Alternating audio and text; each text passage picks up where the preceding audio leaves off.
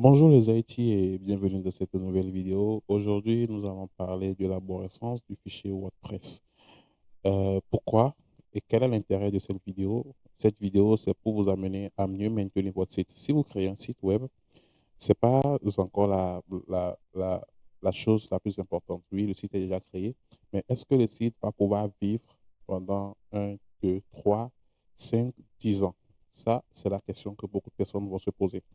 Alors, si vous avez un site sur WordPress et que vous ne maîtrisez pas tout ce qui est arborescence, sinon tout ce qui est structure de votre site web ou bien du projet WordPress de la façon générale, vous n'allez pas vraiment vous en sortir avec le temps. Donc, il est important de bien suivre cette vidéo et de maîtriser la structure de votre projet WordPress pour pouvoir faire la maintenance facilement. Donc, on va aller rapidement dans le vif du sujet. On ne va pas trop bavarder. Pour commencer, vous devez avoir un site web, hein. Si vous n'avez pas un site web, c'est pas aussi grave, mais vous pouvez suivre. D'abord, ce que vous devez faire, c'est de télécharger le projet WordPress qui est ici. Donc, sur le wordpress.org, voilà. Tiens, allez bien sur le wordpress.org et cliquez Get WordPress. Alors, donc, vous allez télécharger un fichier en format zip que vous allez décompresser. Moi, j'ai déjà téléchargé pour vous ce fichier ce matin. Et moi, je le retrouve ici dans mes dossiers téléchargement, ou bien dans mon dossier téléchargement. Donc, je l'ai. Donc, une fois que vous l'avez téléchargé, vous devez décompresser, hein, vous décompressez, et vous avez un fichier à la fin qui représente ou bien qui se présente comme ceci.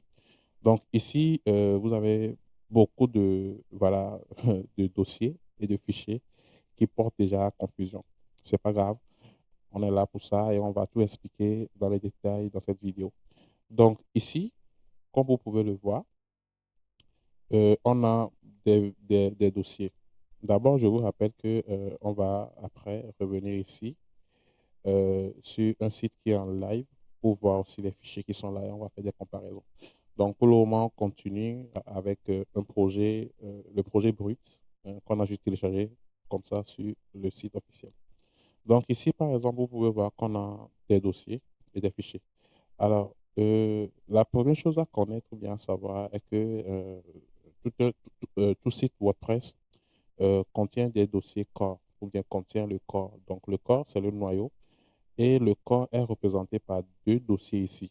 Donc, le dossier, lui, ou bien les deux dossiers qui contiennent des fichiers et des dossiers hein, à leur sein, hein, et ces dossiers sont WP admin et WP include. Donc, ce sont les deux dossiers-là qui représentent le corps. Ce sont deux fichiers ou bien deux dossiers qui sont extrêmement sensibles.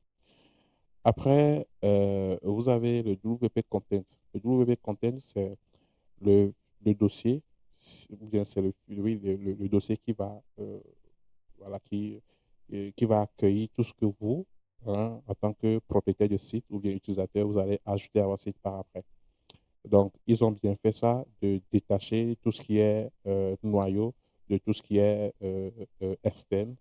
Et voilà, ça permet de faciliter en fait la maintenance hein, au cas où il y en a. Voilà. Donc, euh, après, on va revisiter ceci. Et on continue ici sur la racine. Et sur la racine, vous allez retrouver beaucoup de fichiers. Donc, on ne va pas détailler tous les fichiers, mais on va plutôt détailler quelques-uns de ces fichiers-là qui sont très importants. D'abord, vous allez remarquer que les fichiers ont une extension .php. Si vous avez un site WordPress, comprenez que voilà, vous êtes sur un CMS qui est basé sur du PHP, euh, HTML et du jQuery pour la partie JavaScript. Donc, ici, par exemple, vous avez le fichier là qui s'appelle WP config sample. Donc, ça, c'est un exemple du fichier. Si vous êtes en live, on va voir ça par après. Si c'est qu'on était en live ou bien on était sur une installation active, on va plutôt avoir ce fichier et un deuxième fichier qui va s'appeler wp-config.php. Donc, le dossier ou bien le fichier wp-config.php contient les configurations de base de votre site. Donc, c'est un fichier aussi très sensible que vous devez protéger autrement. Ici, vous avez le cron. Le cron, c'est la planification. Si vous avez un site, vous devez avoir des outils comme ça qui sont automatisés ou bien des tâches qui sont planifiées. Donc, la planification est régie par ce fichier. Donc, vous serez peut-être appelé à avoir sur votre site une extension de sauvegarde qui automatise le sauvegarde donc les sauvegardes sont automatisées et voilà quoi. Donc, c'est lui qui va rappeler au système que oui, voilà, il est l'heure, fait un sauvegarde, fait ceci, fait cela. Donc, après, vous avez le login.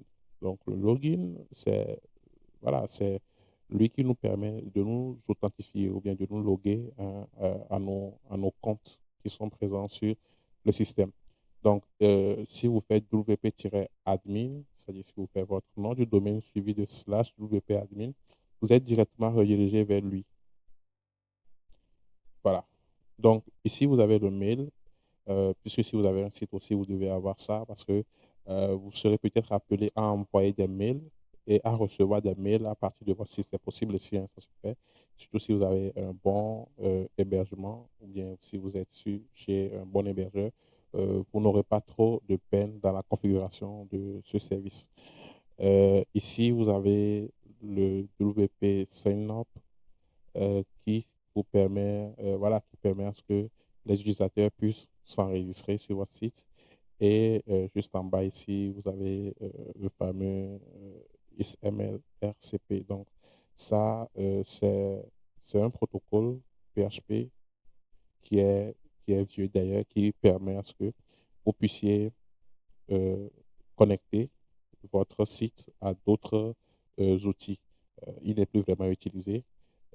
Maintenant, c'est le REST API qui est vraiment utilisé. Donc, si vous ne l'utilisez pas, vous pouvez le désactiver.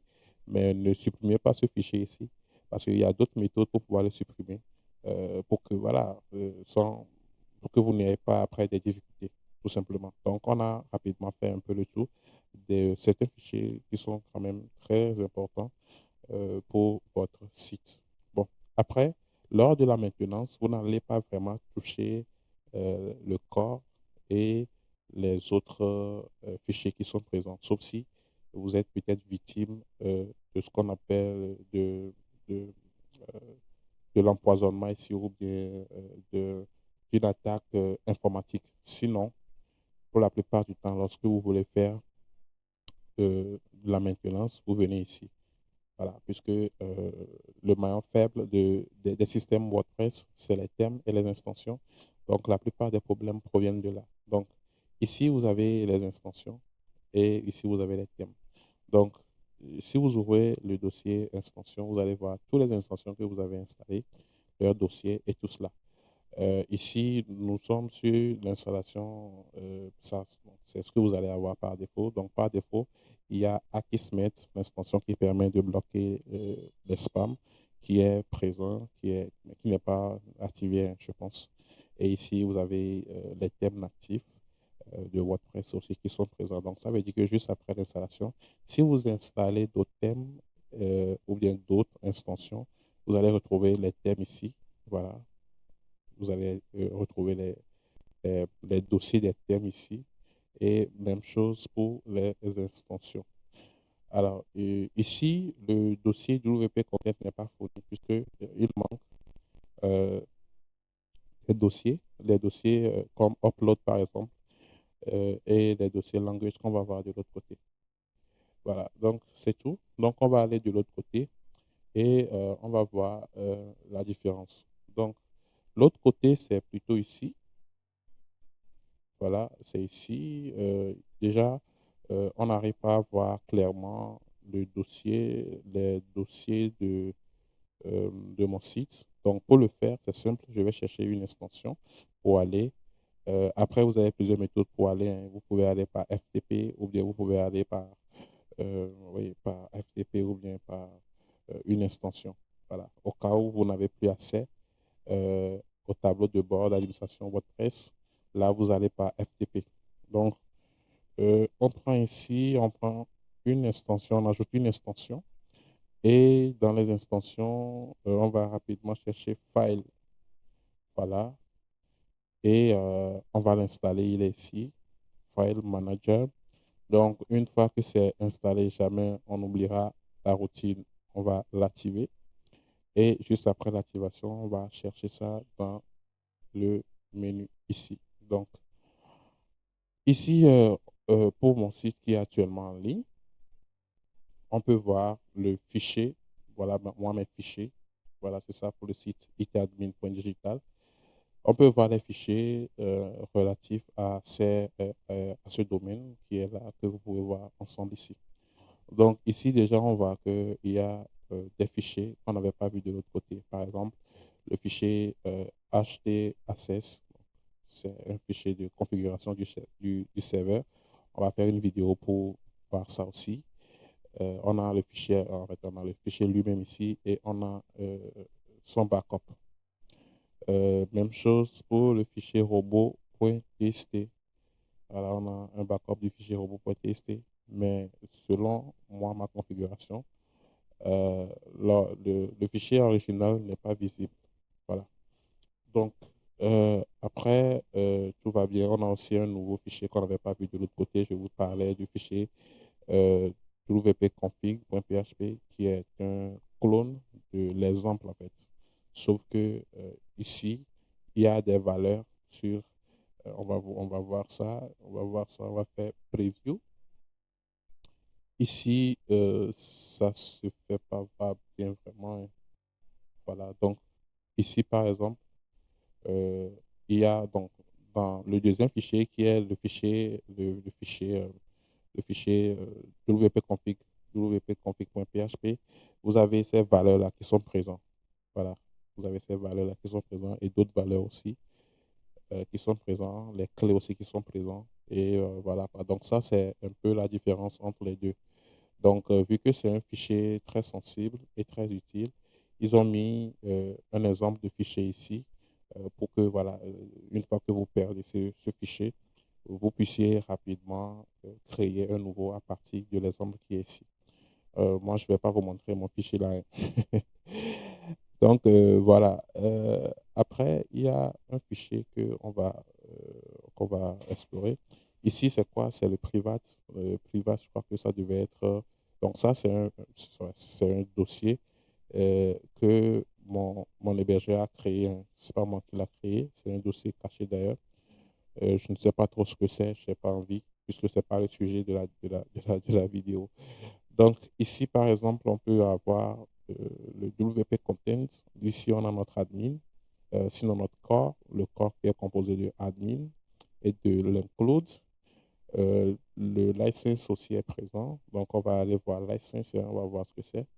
On va ici, on fait itadmin.digital, on fait slash license comme ça, point txt, et puis on peut voir normalement le contenu. Voilà, donc ça c'est le contenu.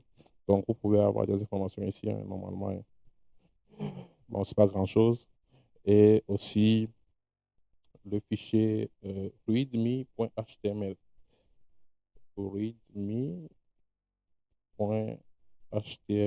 comme ça. Super. Voilà, vous voyez. Bon, c'est pas aussi grand-chose, hein, mais voilà, ça vous permet d'avoir quand même des idées.